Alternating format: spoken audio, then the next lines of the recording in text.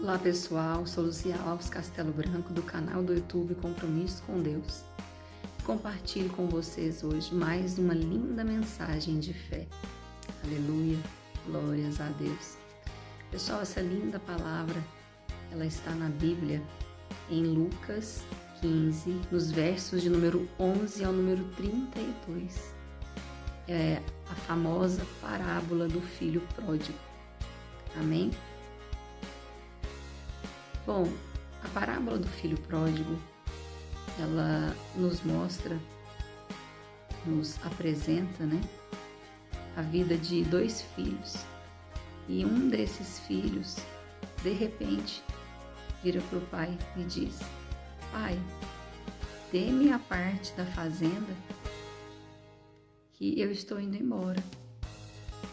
Ou seja, ele pede a parte dele da herança, sendo que o pai ainda era vivo. Imagina o choque para o pai, Só que o pai, ele faz a vontade do filho. E aí o filho, ele pega esse dinheiro e vai ter uma vida bagunçada, leva uma vida desregrada e aí gasta esse dinheiro à toa, A Bíblia diz que ele vai viver uma vida dissolutamente, E aí ele gasta todo esse dinheiro e depois ele enfrenta uma grande crise na época, naquele local em que ele estava, naquele período. Ele fica totalmente sem dinheiro. E aí ele resolve, trabalhar, ele vai trabalhar em um lugar. E lá ele sente muita fome, muita necessidade, ele não tinha o que comer. E ele vai cuidar dos porcos. E quando ele vai cuidar dos porcos, ele estava com tanta fome que a única coisa que ele desejava ali era comer da comida dos porcos. Mas nem isso deram para ele, nem isso liberaram que ele comesse, E ele começa a refletir. Nossa, lá na casa de meu pai, os funcionários dele, eles comiam bem. E aqui não me deram nem a comida dos porcos. E aí cai em si e ele resolve voltar para casa. Quando ele volta para casa, o pai dele tem compaixão dele. Fica assim tão feliz que chama os funcionários, chama o irmão, para festejar aquele momento de alegria, de retorno do filho, E inclusive ele fala que vai matar um novilho, fazer toda uma celebração, porque para o pai era muito especial o retorno daquele filho. Inclusive o filho que ficou na fazenda com o pai, ficou enciumado, Falou: pai, eu estou aqui com o senhor há tanto tempo, o senhor nunca me deu um novilho para comemorar com os meus amigos. E aí o pai dele fala: não, filho, é momento de celebrar, porque o seu irmão estava perdido e voltou para casa. E aí é momento de celebração. Amém? Aleluia. Bom, pessoal, essa parábola, ela tem várias vertentes assim de interpretação e vai muito da questão, não só da questão física, mas também da questão espiritual, na minha opinião. Mas o que eu vejo aqui é uma pessoa, estava perdida. Mas perdida como, Luzia? Bom, perdida para o mundo. Porque o mundo, ele nos traz muitos atrativos enganosos. E eu comparo assim que, quando diz respeito ao Pai, eu gosto de comparar a Deus mesmo. Porque Deus, ele é tão misericordioso, mas tão misericordioso, que quando nós pecamos, quando nós erramos, quando nós paramos de buscá-lo, ele nunca desiste de nós. Pode ser o maior pecador do mundo, ele nunca desiste de nos resgatar, de nos levantar, de nos restaurar, de nos fazer vasos novos.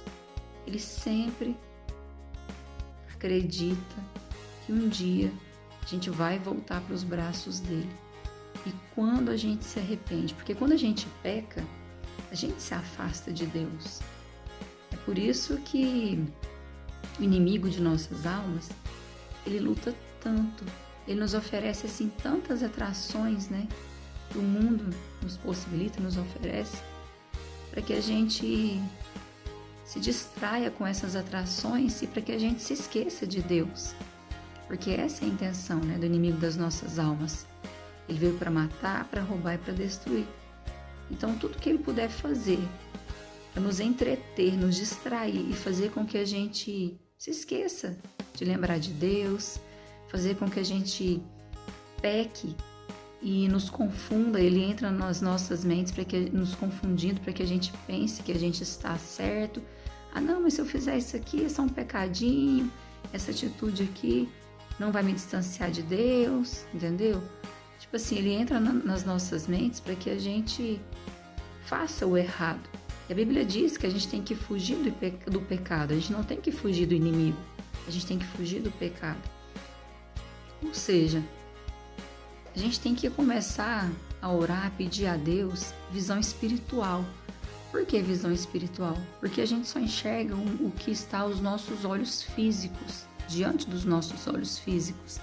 A gente não enxerga, por exemplo, o mundo espiritual. A gente não tem essa visão, a gente só enxerga um pouco do que nos é liberado, do que nos é proporcionado por Deus relacionado ao mundo espiritual, o que Deus nos permite enxergar.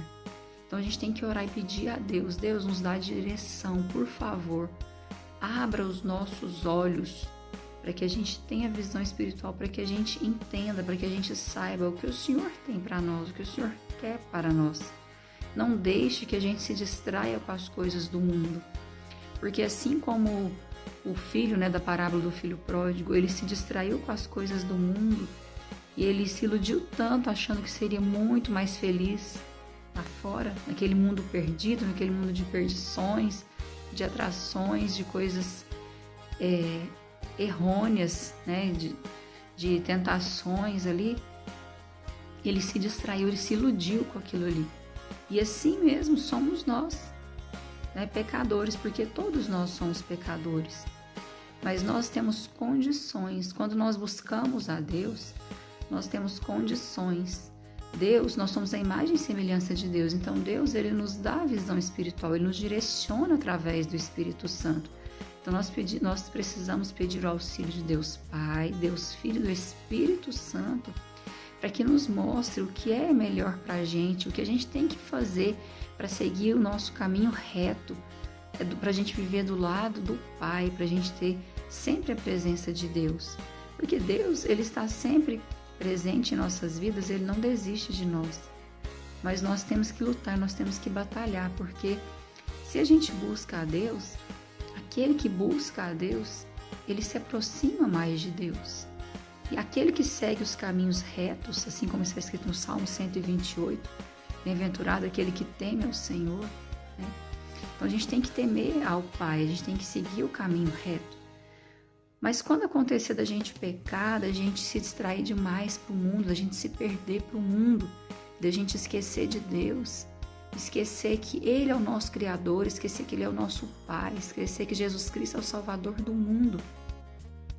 Quando a gente parar de se preocupar com a salvação das nossas almas, né? Quando a gente parar de se preocupar com a vida espiritual, porque a gente tem que acordar para a realidade, a gente tem que pensar no mundo espiritual, sim, embora a gente não o veja. A gente tem que pensar quanto Deus nos faz livramentos diariamente.